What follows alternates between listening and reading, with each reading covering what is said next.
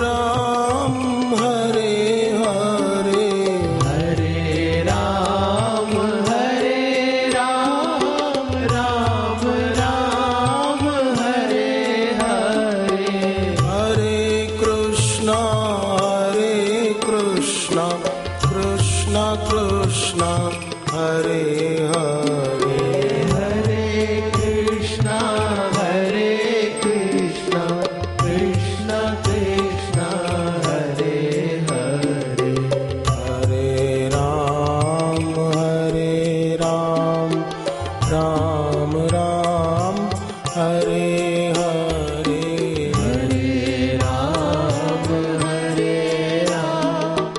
राम राम हरे हरे, हरे कृष्णा कृष्णा कृष्णा हरे हरे, हरे कृष्णा कृष्णा कृष्णा हरे हरे, राम राम हरे हरे, राम हरे हरे, राम राम हरे हरे,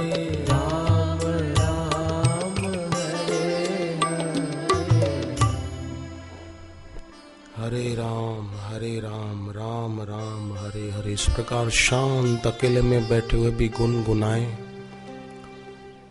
तो हरे बोलते ही हरे, जगत की सत्यता है ही नहीं। हरे राम मतलब ईश्वर ही है, ईश्वर कहो गुरु कहो वही है। फिर हरे जगत है ही नहीं, जगत मतलब ये दिखने वाला नहीं, जगत मतलब अपने अंदर जो जगत की चीजों की और पदार्थों की सत्यता है वो है ही नहीं। लेकर क्या आए थे, लेकर क्या जाएंगे, बीच में दिख रहा है तो पानी में प्रतिबिंब की तरह।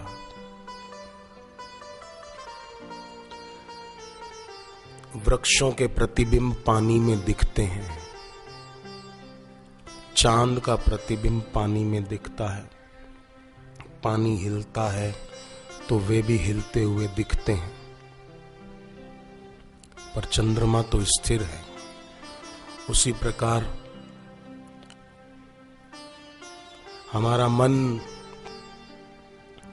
सुखद दुखद परिस्थितियों में कंपायमान होता है तो हम मन से तादात्म्य है कि मेरा मन, तो फिर हम स्वयं को दुखी मानते हैं। तो मन प्रकृति का अंश, किसी की चीज को अपनी मानना चोरी है, और जो चोरी करेगा वो परिणाम में दुख पाएगा। तो मन मेरा नहीं है और मैं मन का नहीं हूं, ये मेरा है ही नहीं। जो मेरा नहीं है उससे मैं क्यों जुड़ूं, और उसमें आने वाले विचारों और कल्पनाओं से मैं क्यों तादात्म्य करूं। मैं तो मेरे मालिक का हूं और मैं उसी के चिंतन में, उसी के ध्यान में तल्लीन रहूं। उठते बैठते चलते फिरते अपना कर्तव्य कर्म पूरा किया, दुकान का, ऑफिस का, घर का, फिर शांत हो गए। ये सत्संग का आयोजन इसीलिए होता है कि हम लोग पुष्ट होकर के जाएं, गुरु की आध्यात्मिक शक्ति का खजाना अपने साथ लेकर के जाएं, ताकि परिस्थितियों की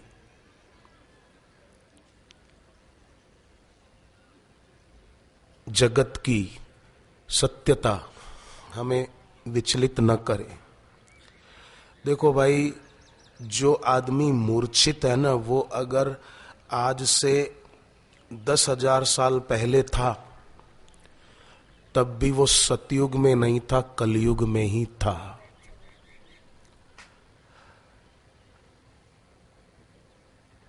और जो व्यक्ति इस कलयुग में भी जागृत है,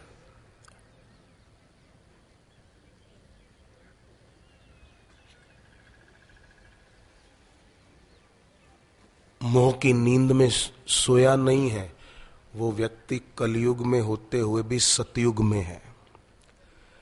कली शयानो भवति संजिहानस्तु द्वापरः उत्तिष्ठस्त्रेता भवति कृतं संपद्यते चरण। मोह की निशा ही कलयुग है, और अगर मोह की नींद से उठ गया कि नहीं, मेरा जीवन इसलिए नहीं है कि गंवाऊं, उठा कि जगत की चीजें ही मेरा लक्ष्य नहीं है, मेरे गुरुदेव की पूर्ण कृपा पाना मेरा उद्देश्य है, गुरु मुझे जहां पहुंचाना चाहते हैं वहां मैं पहुंचूं, ये मेरा उद्देश्य है, उठा, तो ये द्वापर युग है। समझो, वो व्यक्ति द्वापर में है, कलयुग में नहीं। देखो, राजा भरतरी थे ना, वो सब छोड़कर मोह की नींद से उठ गए और एकांत में जाकर के ध्यान में बैठे रहते थे। शांत, निष्कंप। एक दिन शांत बैठे थे, पक्षी कुछ ज्यादा ही आवाज कर रहे थे। भरतरी राजा की आंख खुली, नजर दौड़ाई कि क्यों पक्षी इतना आवाज कर रहे, तो देखा कि थोड़ा दूर सामने एक हीरा पड़ा था। पक्षी उधर आसपास ज्यादा ही मंडार रहे हैं, चमकता हुआ उसे देखकर। हीरे को देखते ही एक क्षण के लिए न जाने कहां से लोभ जागा कि ले लूं, न जाने कौन सी परत खुल गई कि ले लूं। संस्कार कई जन्मों के होते हैं, इसलिए कई बार साधकों के, भक्तों के मन में भी कोई इधर उधर की वृत्ति उठ जाती है, कुछ वस्तु देखकर, कोई व्यक्ति देखकर। फिर उन भक्तों को दुख भी होता है कि अरे अरे मेरे मन में ऐसा विचार क्यों आया। तो यहां यही सावधानी रखनी होगी कि मेरा मन नहीं, मन मेरा नहीं है। मन में आया,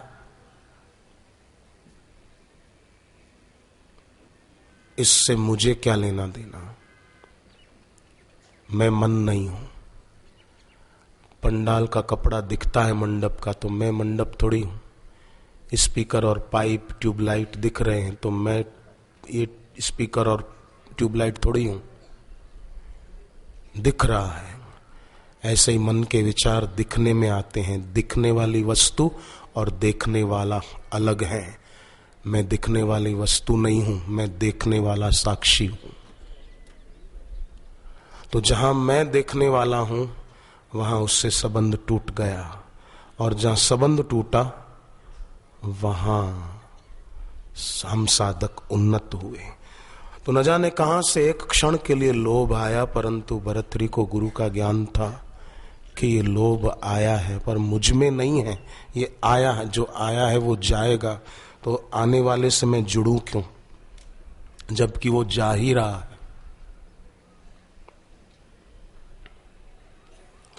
भरतरी अपनी जगह पर ही शांत बैठे रहे।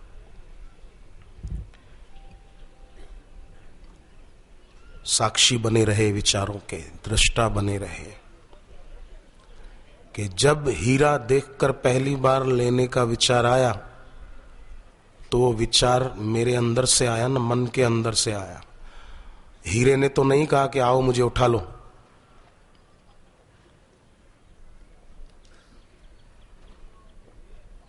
तो मैं उस विचार से जुड़ू क्यों, बैठे रहे। हीरा वहीं पड़ा रहा। इतने में 2 घोड़े सवार आए। हीरे को देखकर एक घोड़े सवार ने छलांग लगाई, दूसरे ने लगाई, और एक बोला कि पहले नजर मेरी पड़ी है, मैं ले जाऊंगा। दूसरा बोला नहीं, पहले मेरी नजर पड़ी, मैं ले जाऊंगा। दोनों ने हीरे के दाएं बाएं तरफ तलवारें गाड़ दी और बोले जो जीतेगा वही हीरा ले जाएगा। लड़ पड़े दोनों, दोस्त थे दोनों और एक हीरे के लिए लड़ पड़े। और लड़ाई इतनी बढ़ गई कि तलवारें जो जमीन में गाड़ी थी हीरे के आसपास, वो तलवारें दोनों ने उठा ली और एक दूसरे के सीने में लगा दी, आर पार कर। मर गए दोनों। हीरा वहीं पड़ा रहा जिसको ये हीरा मानते थे, और जो मानव तन रूपी हीरा असली था वो गंवा दिया। नकली हीरे के लिए असली हीरा गंवा दिया दोनों ने। और जिसको हीरा मानकर लड़ रहे थे वो वहीं पड़ा रह गया। ये दोनों चल बसे। भर्तृहरि की आंख में अपने गुरु के प्रति कृतज्ञता के आंसू आए कि अगर मुझे मेरे गुरुदेव का ज्ञान न मिला होता तो ये दोनों जिसके लिए लड़ मरे उसके लिए मैं भी लालायित होकर उसको जेब में रख लेता। पर मेरे गुरुदेव ने मुझे ज्ञान दिया, उस ज्ञान के प्रताप से मेरा दिल पवित्र हुआ। नहीं ज्ञानेन सदृशम पवित्र महि विद्यते, ज्ञान के समान पवित्र करने वाला और कोई नहीं है। और बहवो ज्ञान तपसा पूता मदभाव मागता, ज्ञान रूपी तप से पवित्र होकर कई लोग भगवान कहते मुझे पा चुके हैं। हम सौभाग्यशाली हैं कि हमें ऐसे गुरुवर मिले हैं कि जो श्रोत्रिय हैं। श्रोत्रिय माने आज कई लोगों को तो श्रोत्रिय का ही पता नहीं होता। श्रोत्रिय मतलब क्या? एक अच्छे अनुभवी संत गुजर रहे थे हरिद्वार में कहीं से, तो एक बोर्ड पड़ा कि श्रोत्रिय ब्रह्मनिष्ठ ब्रह्मवेता अमुक अमुक संत। तो वे बुजुर्ग अनुभवी संत अंदर चले गए। तो जो गादी पर महात्मा बैठे थे, गादीपति वहां के महंत, उनको पूछा कि ये बाहर जो बोर्ड पर नाम लिखा है श्रोत्रिय ब्रह्मनिष्ठ ब्रह्मवेता अमुक संत, वो आपका नाम है? बोले हाँ मेरा नाम है। तो बुजुर्ग संत ने कहा श्रोत्रिय किसको कहते हैं ये आपको पता है? श्रोत्रिय मतलब क्या और ब्रह्मनिष्ठ मतलब क्या? तो वो बोले नहीं ये तो मुझे नहीं पता। वो बोले पता नहीं और तुम्हारे नाम के आगे श्रोत्रिय लिखवा दिया? बोले वही श्रोत्रिय ब्रह्मनिष्ठ तो हमारे गुरुजी के नाम के आगे लिखा जाता था। तो अब गुरुजी की गादी पे मैं बैठा हूं इसलिए मैंने मेरे नाम के आगे भी लिखवा दिया श्रोत्रिय ब्रह्मनिष्ठ। उन बुजुर्ग संत ने कहा कि बेटे गुरु का अनुभव था, तुम्हारे गुरु श्रोत्रिय थे। श्रोत्रिय मतलब सभी शास्त्रों में पारंगत, सभी शास्त्र जिन्होंने देखे हैं पढ़े हैं। और शास्त्रों में जो है वेदों में, पुराणों में, उपपुराणों में, उपवेदों में, स्मृति ग्रंथों में, उपनिषदों में, संहिताओं में वेदों की, इन सब में जो है आयुर्वेद शास्त्र, नीति शास्त्र, धर्म शास्त्र और मोक्ष शास्त्र, इन सभी शास्त्रों में जो है उसका जिन्होंने अनुभव किया है वो ब्रह्मनिष्ठ ब्रह्मवेता होते हैं। तुमने अनुभव भी नहीं किया और तुमको श्रोत्रिय का अर्थ ही पता नहीं, तो तुम श्रोत्रिय कैसे हो सकते हो? तो न तुम श्रोत्रिय हो, न शास्त्रों का, सभी शास्त्रों का ज्ञान है। आयुर्वेद शास्त्र का ज्ञान नहीं, नीति शास्त्र का ज्ञान नहीं, धर्म शास्त्र का ज्ञान नहीं, मोक्ष शास्त्र का पूरा ज्ञान नहीं, तो अपने नाम के आगे श्रोत्रिय और ब्रह्मनिष्ठ क्यों लिखवाना? तुम्हारे गुरु थे तो तुम अपने गुरु के नाम के आगे ही लगाए रखो ना। सिख धर्म के 10 गुरु हुए, उसमें उनकी गुरु भक्ति देखो कैसी अद्भुत, हर गुरु की अपने गुरु के प्रति। जिह्वा गुण गोविंद भज करण सुनो हरि नाम कहो नानक सुन रे मना परहि न यम के धाम। ये वचन है गुरु अर्जन देव जी का। और गुरु अर्जन देव जी ने अपना नाम न लिखकर गुरु का नाम लिखा, कह नानक। ये गुरु नानक देव जी का कि मेरा नाम ना हो, मेरे गुरु का नाम हो जाए। लोग मुझे याद न करें, लोग मेरे गुरुदेव को याद करें, क्योंकि कल्याण तो मेरे गुरु से ही होगा ना। मेरा भला मेरे गुरुदेव की करुणा कृपा से हुआ तो और लोगों का भी भला मेरे गुरुदेव की करुणा कृपा से ही होगा। इसलिए गुरु अर्जन देव ने अपना नाम न लगाकर गुरु नानक देव का नाम लगाया है।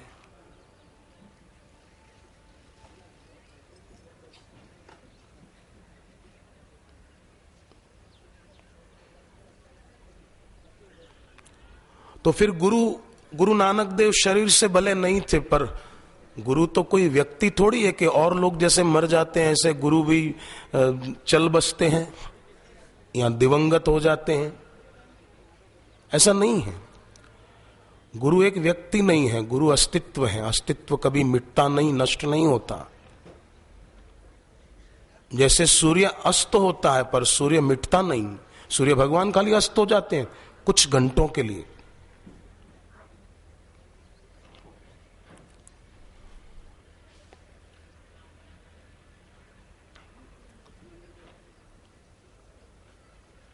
इस प्रकार अपने आराध्य के प्रति प्रेम।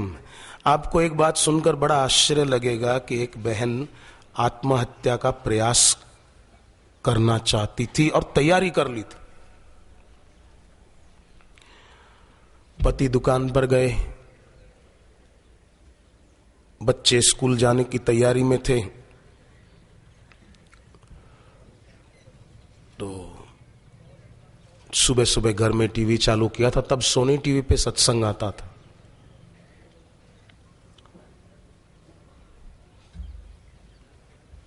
सोचा कि गुरुदेव का सत्संग तो आज आखिरी बार देख लूं, सुन लूं, पर अचानक लाइट भी बंद हो गई। उसने सोचा कोई बात नहीं। बच्चे स्कूल गए, दरवाजा बंद किया, जहर की शीशी का ढक्कन खोला, पीकर मरने की तैयारी थी। जो ही ढक्कन खोला और पीने की तैयारी, इतने में लाइट आ गई और सोनी टीवी पर सत्संग चल पड़ा। और सत्संग में इतना बाबू बोले, आत्महत्या का प्रयास करना तो महापाप है, सोचना भी पाप है। और लाइट फिर बंद हो गई। बिल्कुल ही बनी घटना, कहानी नहीं है। लाइट फिर बंद हो गई। उसको लगा कि शायद गुरुदेव ने मेरे लिए ही कहा है। जहर की शीशी फेंक दी। गुरुदेव के वो वचन तो बड़े बुलंद आवाज में थे। ऐसी बुलंद आवाज के शब्द नहीं मानो अंगारे थे, परंतु फूलों से भी प्यारे थे। एक अंगारे वे होते हैं जो जला देते हैं, और ये शब्दों के अंगारे ऐसे थे जिन्होंने जलाया नहीं, जिन्होंने उस बहन को जगा दिया। गुरु के शब्द वो अंगारे के समान हो, पर जलाने वाले नहीं, जीवन को चमकाने वाले होते हैं, दोषों को जलाने वाले होते हैं, अविद्या को नष्ट करने वाले होते हैं। इसीलिए उनके लिए कहते हैं कि शब्द नहीं अंगारे, पर थे फूलों से भी प्यारे। फूल तो क्या सुगंध दे, उनके शब्द ऐसी सुगंध देते हैं कि जो कभी भी उन शब्दों को याद करे। फूल हमेशा हमारे साथ नहीं होते बाहर के। सुबह खरीदो बाजार से, शाम तक तो मुरझा जाते हैं, सुगंध भी उनकी खत्म हो जाती है। पर गुरुदेव के शब्द ऐसे हैं, अंगारे भी और फूलों से प्यारे भी, और ऐसी सुगंध देते हैं कि आप भले मध्य रात्रि को शांत बैठ के उन शब्दों को विचारो तो वे अपनी दिव्य सुगंध आत्म शांति की, आत्म प्रसन्नता की वो देंगे। हृदय को विकसित करेंगे, हृदय कमल को खिलाएंगे। और मैं पहले भी कई बार कहता रहता हूं कि लक्ष्मी माता को कमल का आसन प्रिय है।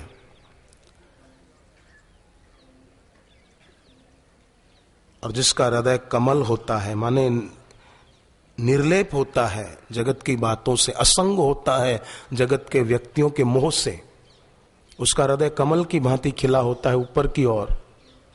और जिसके हृदय में कोई लड़का लड़की बसा होता है, उसका हृदय 2 पैसे के पान के पत्ते की तरह, जैसे आजकल दिल का चित्र बनाया जाता है काल्पनिक पत्ते की तरह, ऐसा उनका दिल होता है जिसके अंदर कोई व्यक्ति रहा हुआ है। और जिसके अंदर गुरु का निवास है, उसका हृदय पान का पत्ता नहीं, कमल का फूल। पतंजलि भगवान ने बताया। कॉलेज के छोरे छोरियां भले दिल को पान के पत्ते के आकार का बताते हो और फिर उसमें एक तीर भी लगा हुआ दिखा देते हैं। बेवकूफी की भी थोड़ी हद होती है। फिर उसमें एक तीर लगा हुआ दिखा देते हैं, एक तो पान का पत्ता और दूसरा तीर। वो खुद ही सिखा रहे हैं पर समझ नहीं रहे हैं कि जिसके दिल में कोई लड़का या लड़की बसा हो, उसका दिल 2 पैसे का पान का पत्ता ही है और उसके दिल में अशांति और वासना के तीर चुभते ही रहते हैं। ऐसा ही चित्र बनाते हैं। पर जिसके हृदय में सदगुरु बसे हैं, उसका हृदय कमल की तरह खिला हुआ रहता है और वहीं पर लक्ष्मी माता का स्थायी निवास हो जाता है। उसके घर पे आना लक्ष्मी माता पसंद करती है, क्योंकि लक्ष्मी माता सोचेगी कि यह आदमी मेरा उपभोग नहीं करेगा, क्योंकि इसका अंतःकरण आसक्त नहीं है, ये उपभोग नहीं करेगा। तो भले उस व्यक्ति का प्रारब्ध संपत्ति का न भी हो, तो भी सुदामा के भाग्य में संपत्ति थी नहीं, ईश्वर ने अपनी तरफ से दी है।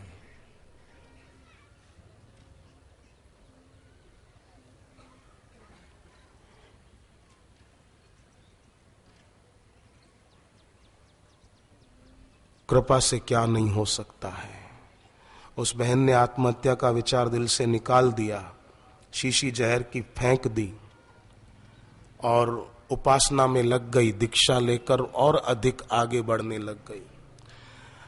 देखो, अंदर में अगर इच्छाओं की दुर्गंध होगी तो बाहर से कितनी ही सुगंधी अगरबत्तियां और धूप बत्तियां जलाओ, इससे ईश्वर राजी नहीं होंगे।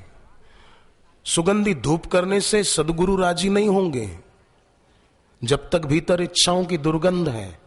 और जहां अंदर से इच्छा और कामनाओं की दुर्गंध हटी, फिर भले बाहर आप धूप बत्ती न भी जलाओ।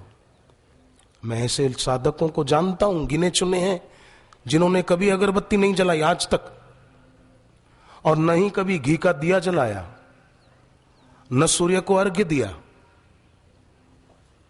पर इच्छाओं की बदबू नहीं है उनके दिल में, तो वो सदगुरु के दिल में बसते हैं। ऐसे ऐसे भक्तों पर गुरुदेव बहुत राजी रहते हैं, मैं जानता हूं। की दुर्गंध नहीं है, बस किसी के प्रति आकर्षण का कोई जाल नहीं है। तो ये हमेशा याद है। उसका मतलब ये नहीं कि अगरबत्ती नहीं जलाओ, धूप बत्ती नहीं जलाओ, ये मैं नहीं कहना चाहता।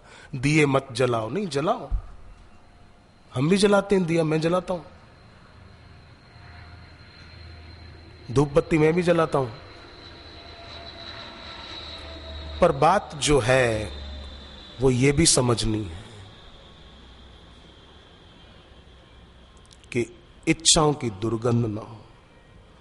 और ये मनुष्य जीवन जो हम लोगों को मिला है, ये अपने प्रयास से या पुण्य से नहीं, कृपा से मिला है।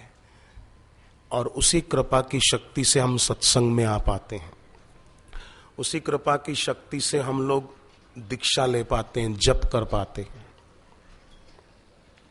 वो चाहते हैं कि हम उन्नत हों, तो फिर हम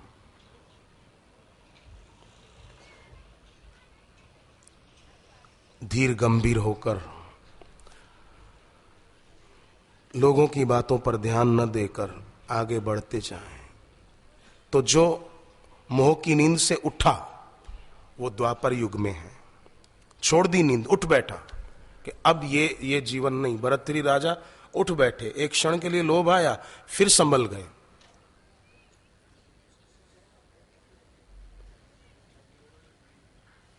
इस प्रकार तो जो मोह की नींद छोड़कर उठ बैठा और जो उठ खड़ा हुआ आगे बढ़ने को तैयार हो गया, उत्तिष्ठस् त्रेता भवति, वो त्रेता युग में है। राम भगवान प्रकट हुए त्रेता में। जो त्रेता युग में जी रहा है, चलने को तैयार हो गया, चल पड़ा। त्रेता में वहां राम जी प्रकट होंगे। और कृतम संपद्यते चरण, जो रुकता नहीं है, गंतव्य को देख लिया, गुरु से जान लिया, तो अब उस गंतव्य तक पहुंचने के लिए गति भी बहुत है। वो सतयुग में है। कृतः संपद्यते चरण।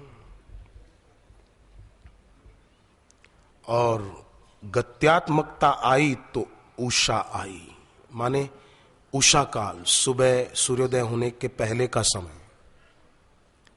उषा काल आया माने रात गई, प्रभात आई।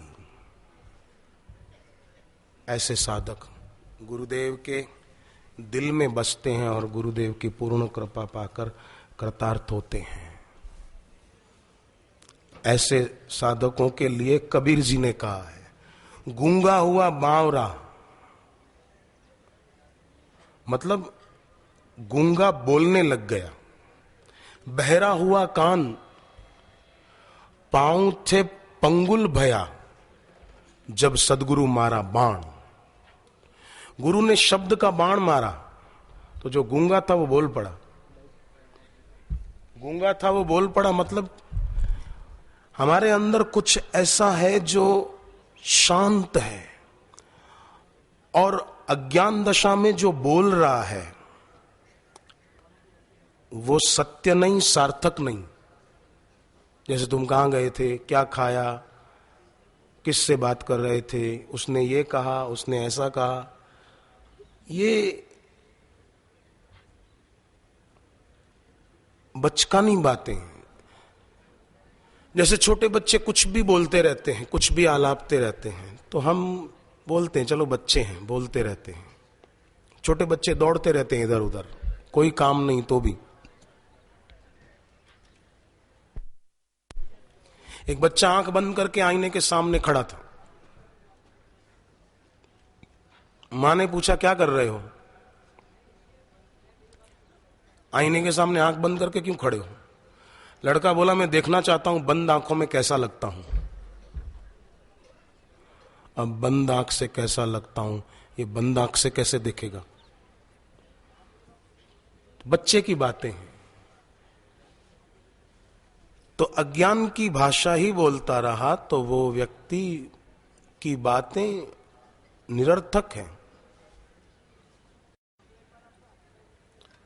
और जब सदगुरु मारा बाण, गुरु के शब्द का बाण लगा, तो गूंगा हुआ बावला जो सार्थक था भीतर वो बोल पड़ा, अनहद नाद चल पड़ा। ओम ओम ओम ओमकार बिंदु संयुक्तम नित्यम ध्यायन्त योगिनः कामदम मोक्षदम चैव ओमकाराय नमो नमः। वो चल पड़ा, बहरा हुआ कान, और सब बातों के लिए मानो अब बहरा हो गया। अब उसे गुरु के शब्द सुनना ही अच्छा लगेगा।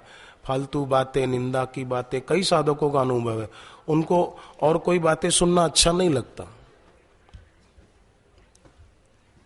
मुझे कई साधक मिलते हैं, बताते हैं कि गुरुदेव की वाणी के सिवाय हमें और कुछ सुनना पसंद ही नहीं आता, और कोई आवाज हमको रास ही नहीं आती।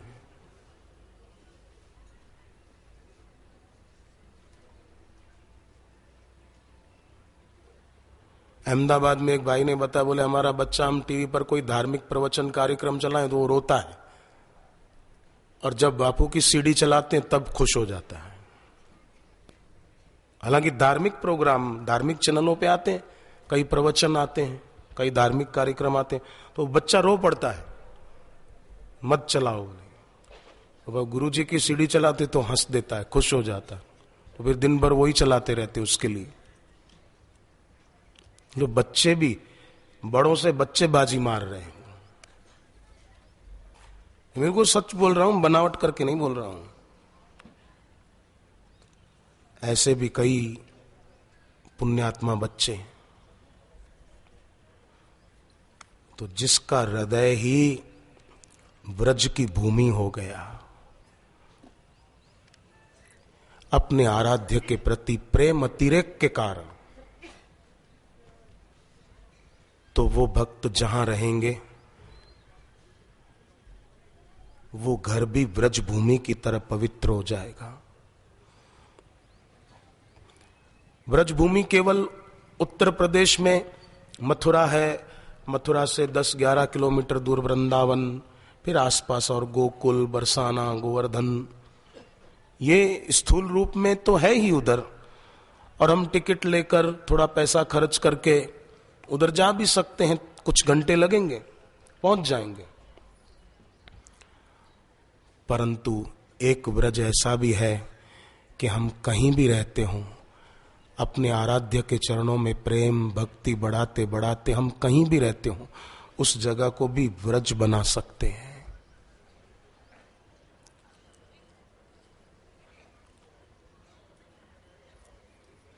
गोपियों ने क्या कहा गोपी गीत में? जयति तेऽधिकं जन्मना व्रजः, जयति तेऽधिकं जन्मना श्रयत इंदिरा शश्वदत्रहि।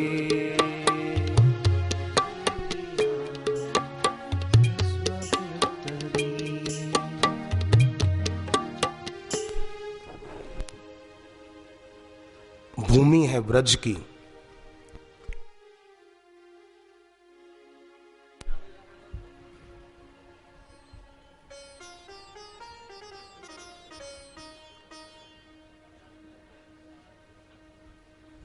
ब्रज भूमि की महिमा गोपियां कहती पहले से है, पर आप जन्मे तो उसकी महिमा अधिक हो गई, ते अधिकम, बढ़ गई।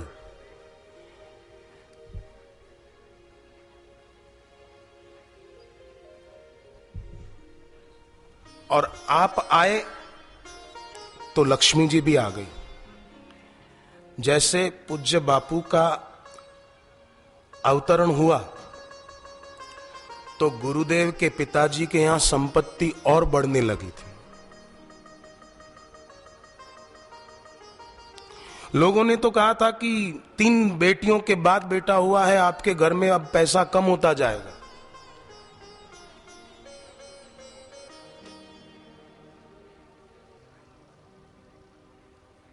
तीन बहन के बाद जो आता पुत्र वह त्रिखण कहलाता, होता अशुभ अमंगलकारी, दरिद्रता लाता है भारी।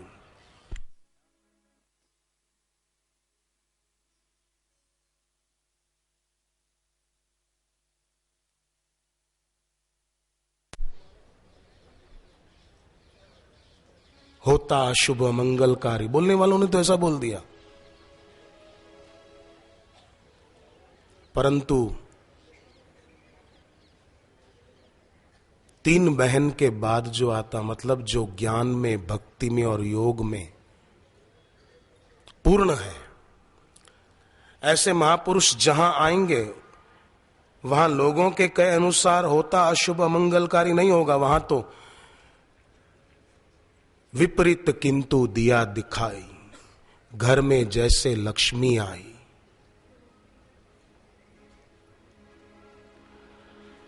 त्रिलोकी का आसन डोला, कुबेर ने भंडार ही खोला, मान प्रतिष्ठा और बढ़ाई, सबके मन सुख शांति छाई।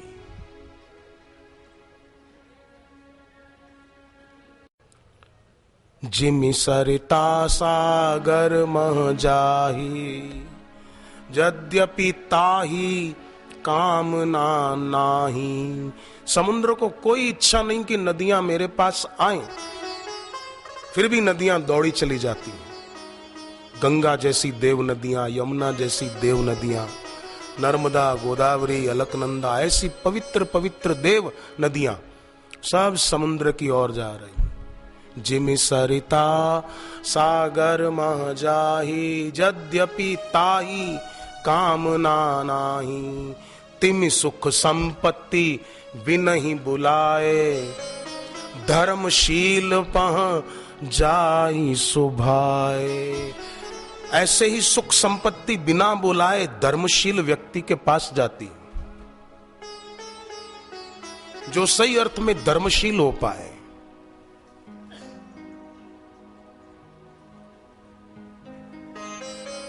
तो जहां से इच्छाओं की दुर्गंध हटी वो व्यक्ति धर्मशील है। जहां सेवा भाव है, सेवा वही कर सकता है जिसके अंदर सेवा भाव है। बाकी का व्यक्ति सेवक कहलाएगा, सेवा करेगा नहीं, तो वो धर्मशील नहीं है। धर्मशील व्यक्ति सेवक कहलाने का भाव नहीं रखेगा, अधिकार की मांग नहीं रखेगा कि मैं सेवा करता हूं तो आगे बैठने का मेरा हक है, हम सेवा करते हैं, तो धर्मशील नहीं है। धर्मशील तो सेवा खूब करेगा, पर मान मिलने की जगह होगी पीछे बैठ जाएगा कि मुझे मान नहीं चाहिए, मुझे तो मेरे आराध्य का प्रेम चाहिए बस, और क्या चाहिए।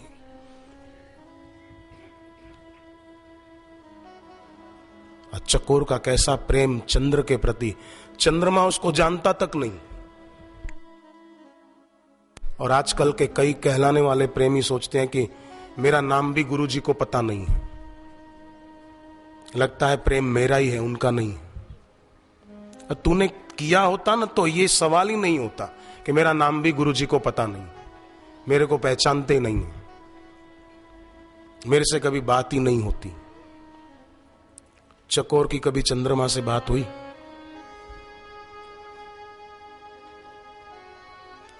चातक की कभी स्वाति नक्षत्र और उधर से देवलोक से कभी बात हुई? मारीच की कभी राम जी से बात हुई थी? फिर भी चला राम पद प्रेम अभंगा।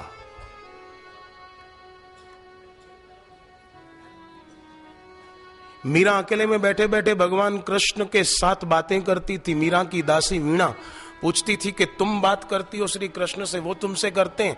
बोले वो नहीं करते, तो फिर तुम क्यों करती हो? बोले वो करे न करे मैं तो करूं, और वो मुझसे करें बात ऐसा मैं आग्रह क्यों रखूं? तो मुझ में और स्वार्थी आदमी में फर्क क्या रहा? मुझ में और संसारी आदमी में फर्क क्या रहा? वो भले मुझसे न करें मैं करूं, यही तो प्रेम धर्म है, यही तो धर्मशीलता है। और वो आज नहीं तो कल करेंगे, कल नहीं तो परसों करेंगे, परसों नहीं तो जब मेरा दुनिया से विदा होने का टाइम आएगा तब करेंगे। और न करें तो भी मुझे दुख नहीं, क्योंकि मैं उनसे करूं, ये कोई कम है। और मीरा की भक्ति कैसी रंग लाई वो सब जानते हैं।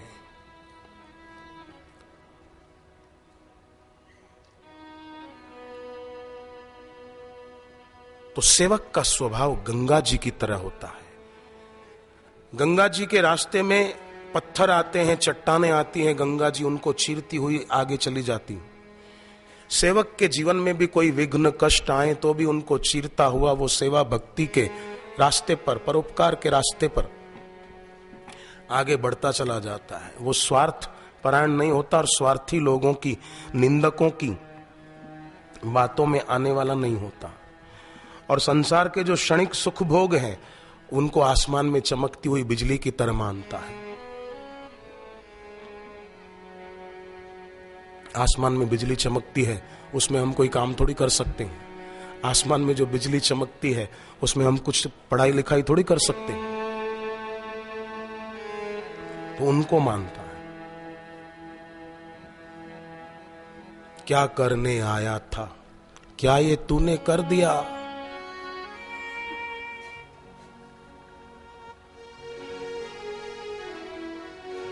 क्षणिक है जो भी चमके, आसमान में बिजलियां क्षणिक है जो भी चमके, आसमान में बिजलियां पछताएगा बंदे गर नश्वर का संग किया, पछताएगा बंदे गर नश्वर का संग किया। गुरु का ज्ञान अमर है जग में, गुरु का ज्ञान अमर है जग में, क्यों उसको नहीं पाए पार कौन, गुरु बिन पार कौन लगाए, पार कौन लगाए, गुरु बिन पार कौन लगाए।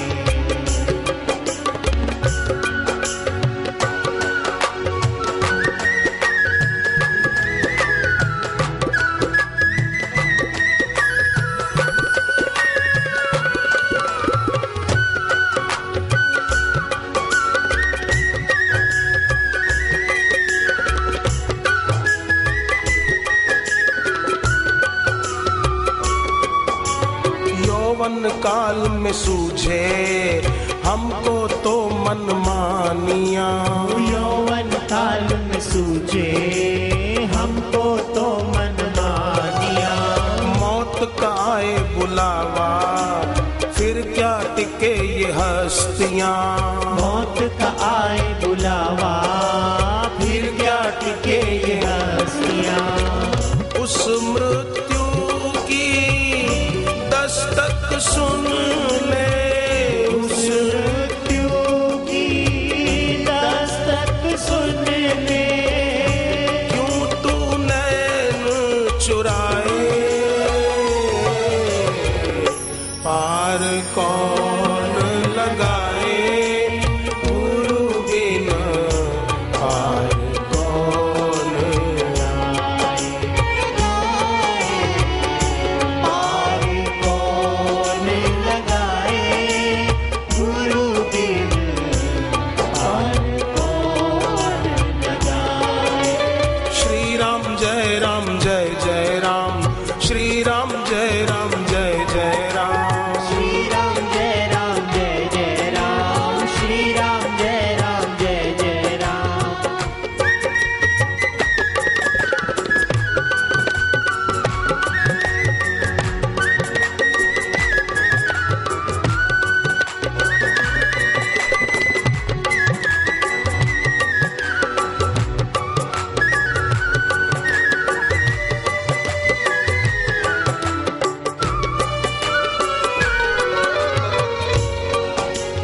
मन में सदा है उड़ती कामनाओं की तितलियां, मन में सदा है उड़ती कामनाओं की तितलियां, तितलियां जैसे कभी किसी फूल पर कभी किसी फूल पर मंडराती रहती, मन में भी ये कामनाओं की इच्छाओं की तितलियां उड़ती रहती, मन में सदा है उड़ती कामनाओं की तितलियां, मन में सदा है उड़ती कामनाओं की तितलियां, भक्ति बिना नहीं थमती चंचल है जो इंद्रियां, भक्ति बिना नहीं थमती चंचल है जो इंद्रियां।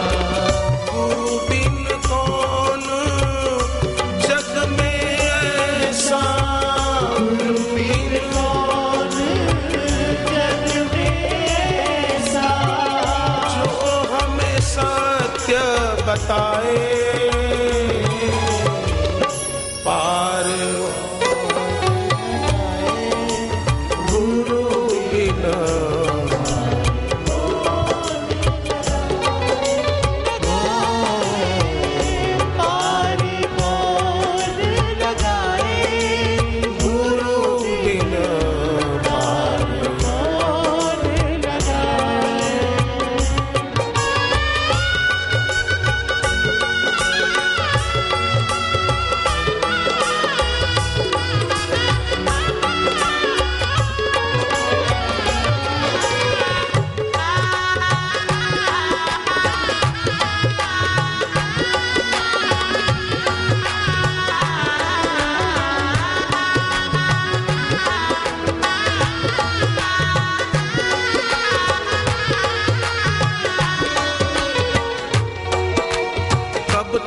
साथ रहेगी यौवन की ये रवानियाँ, कब तक साथ रहेगी यौवन की ये रवानियाँ।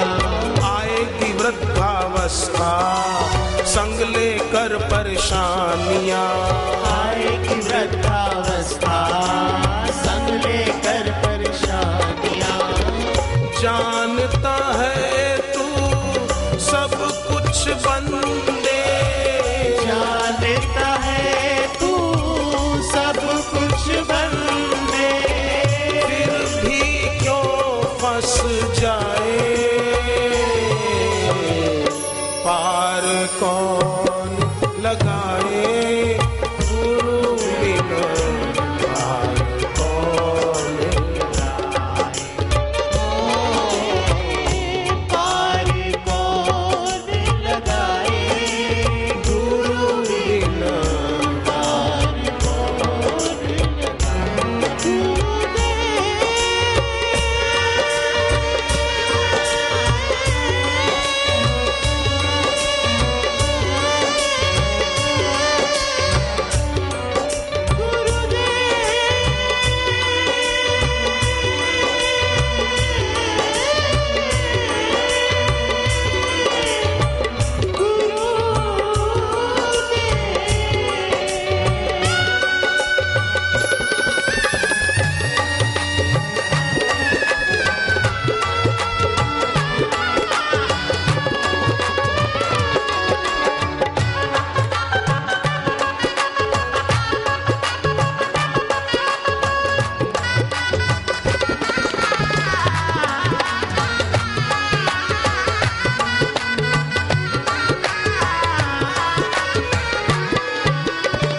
करता है प्यारे अपनी ही मनमानियाँ, क्यों करता है प्यारे अपनी ही मनमानियाँ।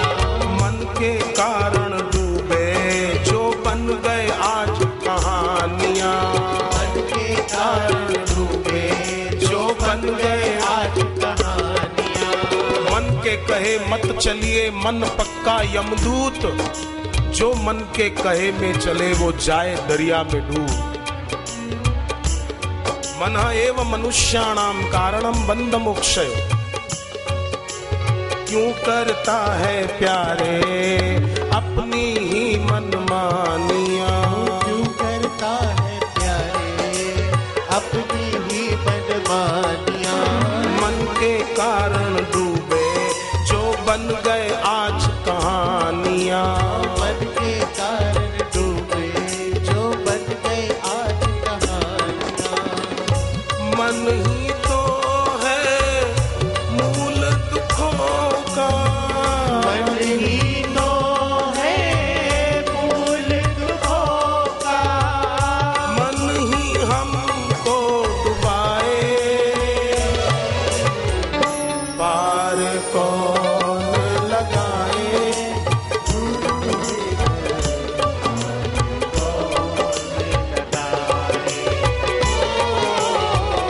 पार कौन लगाए गुरु बिन, पार कौन लगाए।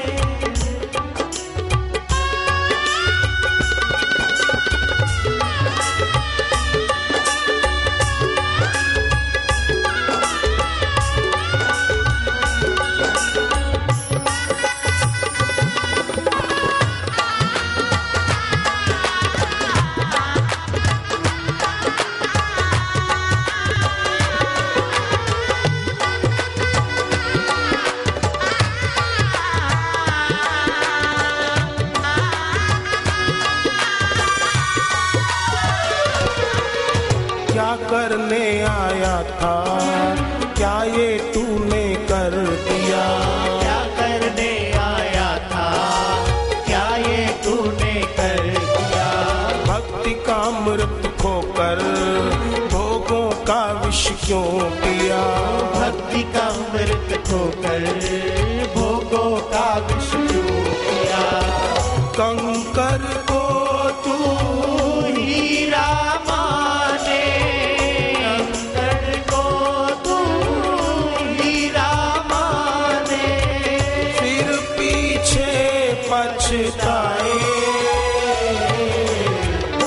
पार कौन लगाए गुरु बिन।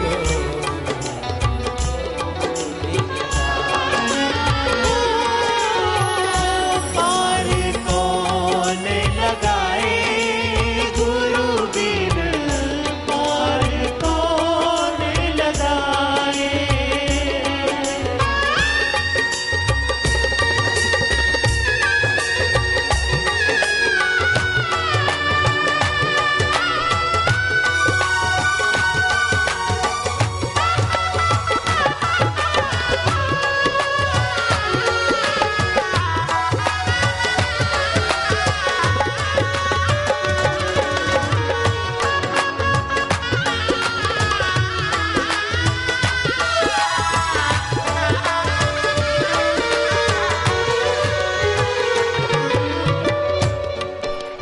जय गुरुदेव जय जय गुरुदेव।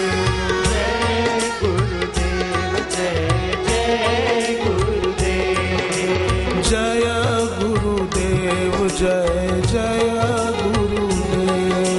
जय गुरुदेव जय जय गुरुदेव।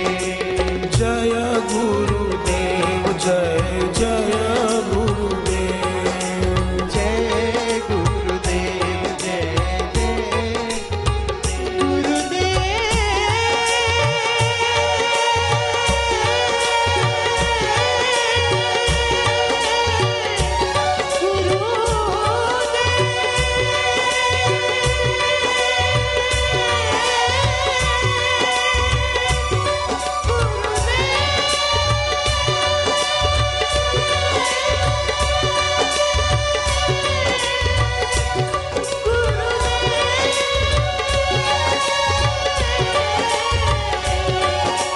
करुणा के सिंधु मेरे गुरुदेव। करुणा के सिंधु मेरे गुरुदेव।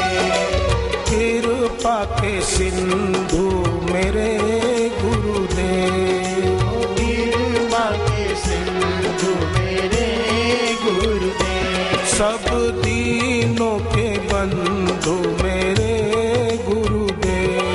सब दीनों के बंधु मेरे गुरुदेव। सदा साथ निभाए मेरे गुरुदेव। सदा साथ निभाए मेरे गुरुदेव। कभी दूर न जाए मेरे गुरुदेव। कभी दूर न जाए मेरे गुरुदेव। सदा साथ निभाए मेरे गुरुदेव। सदा साथ निभाए मेरे गुरुदेव। सदा साथ निभाए मेरे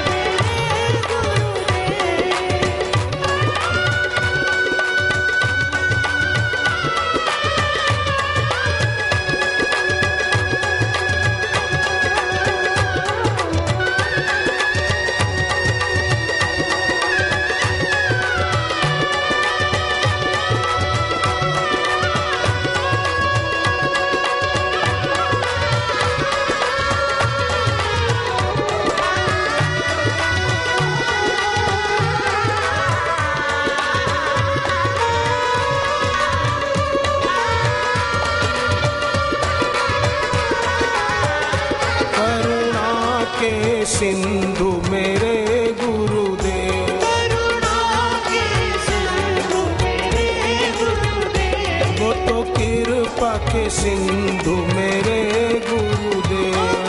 कृपा के सिंधु मेरे गुरुदेव। सदा साथ निभाए मेरे गुरुदेव। सदा साथ निभाए मेरे गुरुदेव। सदा साथ निभाए मेरे गुरुदेव।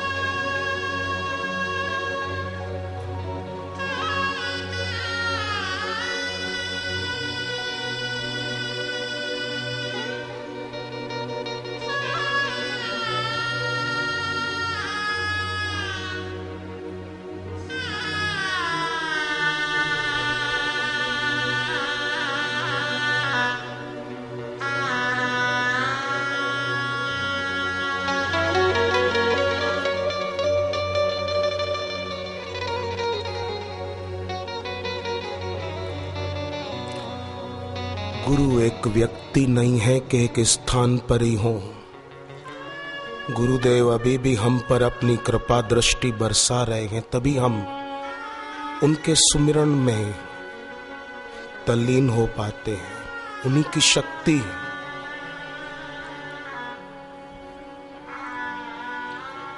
गुरु साक्षात परब्रह्म, गुरुर् ब्रह्मा गुरुर्विष्णु गुरुर्देवो महेश्वर। ये श्लोक किसी एक व्यक्ति का अनुदान नहीं है, अनेकों गुरु भक्तों के दिल का निचोड़ है। जैसे लाखों फूलों को निचोड़कर उसमें से इत्र बना लिया जाए, ऐसे अनेक भक्तों के, गुरु भक्तों के दिल का ये इत्र है श्लोक। गुरु ब्रह्मा गुरु विष्णु। बाहर की इत्र सुगंध न दे पाएगी, पर यह श्लोक अगर कोई रोज दिल से बोलेगा तो ये अपनी सुगंध जरूर देगा। और ऐसी सुगंध कि कामनाओं की दुर्गंध नष्ट हो जाए। वासनाओं की दुर्गंध भस्म हो जाए।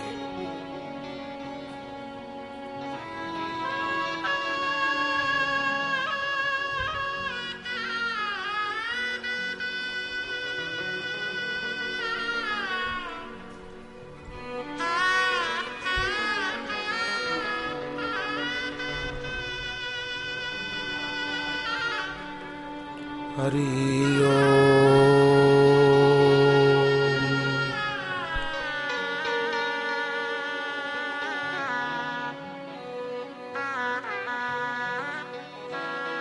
हरि ओम।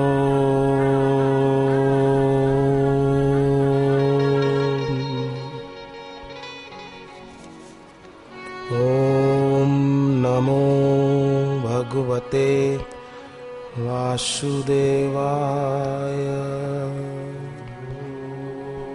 नमो भगवते वासुदेवाय। ओम नमो भगवते वासुदेवाय। नमो भगवते वासुदेवाय। वासुदेवाय वासुदेवाय वासुदेवाय वासुदेवाय। हरि ओम।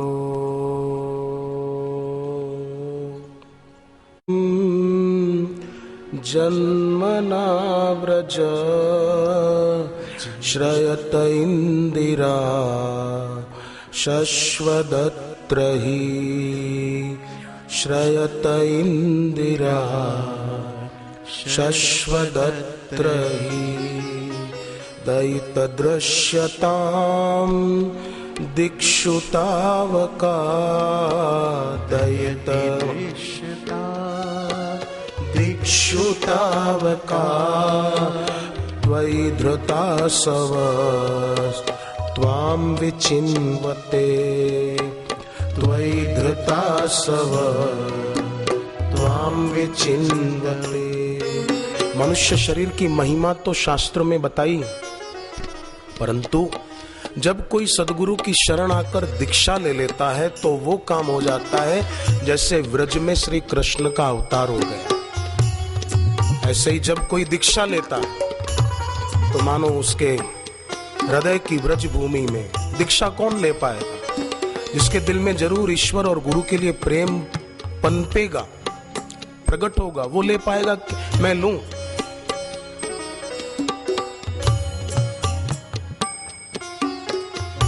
तो इस मानव देह की महिमा और बढ़ जाती है। और फिर उसके दिल में बार बार होगा जैसे गोपियों के दिल में होता था। दयितदृश्यतां दिक्षुतावका दयितदृश्यतां दिक्षुतावका सावका। दयित दृश्यताम, हमें दर्शन दो। इसका दूसरा अर्थ यह होगा कि हमारे लिए आप दृश्य बन जाओ।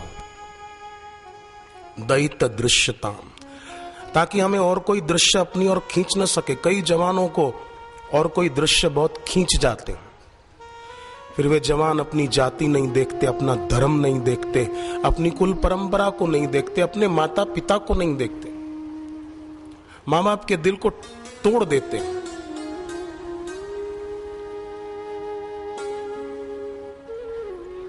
क्या उनकी जवानी, जिस पिता ने अपने बच्चे बच्ची के जन्म लेने पर रात दिन एक करके अपना खून पसीने की तरह बहाकर रुपया कमाया और बच्चे बच्चियों का पालन पोषण कराया, उनको खिला पिला कर लिखा पढ़ा कर बड़ा किया, और बड़ा होकर वो बेटा बेटी बोले हमारी जहां मर्जी होगी हम वहीं शादी करेंगे, तो उन युवानों की युवानी पुरस्कृत करने योग्य नहीं है, तिरस्कृत करने योग्य है।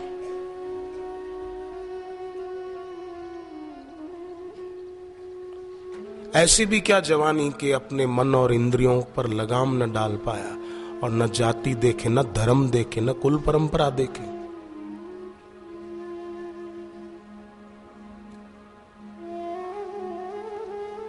जल्दी किसी का प्रभाव कई युवानों पर क्यों पड़ जाता है? कोई भी राह चलता व्यक्ति प्रभावित कर जाए तो उस जवान की जवानी धिक्कारने के योग्य है।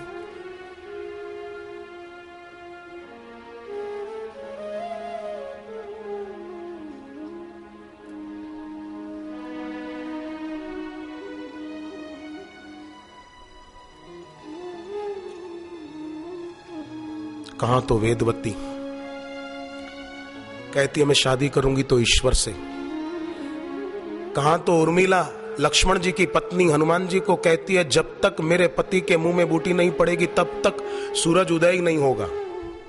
सूर्य की गति को रोकने की शक्ति लक्ष्मण जी की पत्नी उर्मिला में कहां से आई? उर्मिला जी स्वयं कहती है हनुमान जी को कि मैं जब कुंवारी थी पिताजी के साथ सत्संग में जाती थी, किसी भी पुरुष के हाथ को अपने शरीर तक नहीं आने दिया, और अब शादी हो गई स्वप्ने में भी मेरे पति के सिवाय मैंने किसी का चिंतन नहीं किया। उसी बल से मैं कहती हूं कि जब तक मेरे पति के मुंह में बूटी नहीं पड़ेगी तब तक सूरज उदय नहीं होगा।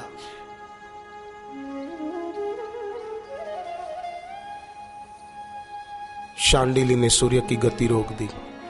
देवी अनुसुईया ने ब्रह्मा विष्णु और महेश को अपनी शक्ति से, पातिव्रत धर्म की शक्ति से दूध पीता बालक बनाया। इतना ही नहीं, उनसे वरदान लिए कि आप सचमुच में मेरे बेटे बनो। और फिर ब्रह्मा जी के अंश से चंद्रमा, शिव जी के अंश से दुर्वासा जी और विष्णु भगवान के अंश से भगवान दत्तात्रेय अनुसुईया जी के बेटे बनकर आए।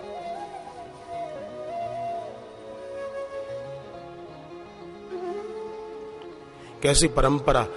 अनुसुईया जी की मां देवहूति, उनके बेटे भी भगवान विष्णु कपिल भगवान का रूप लेकर के आए, जिनका स्थान गंगा सागर में बंगाल। और अनुसुईया जी के यहां भी भगवान विष्णु दत्तात्रेय का अवतार लेकर के आए।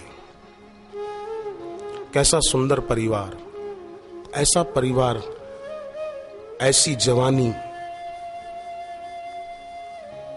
हो।